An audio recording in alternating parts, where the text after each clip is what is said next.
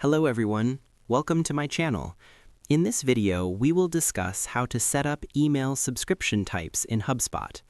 So to do that, you first need to head over to your Hubspot dashboard and click on Commerce until you can find Subscriptions from there. In here, you can create a subscription, so proceed to click onto this Create tab. And in here, this will open the subscription editor, so just wait for this to successfully load altogether.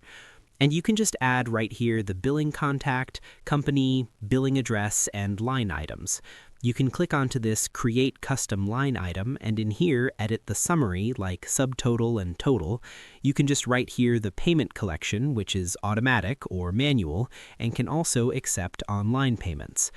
At this stage, make sure to review the pricing details, billing frequency, subscription start date, renewal terms, payment method, tax settings, currency selection, discount options, product descriptions, internal notes, customer notifications, confirmation emails, payment reminders, and automation workflows to ensure accurate processing and proper communication with your subscribers.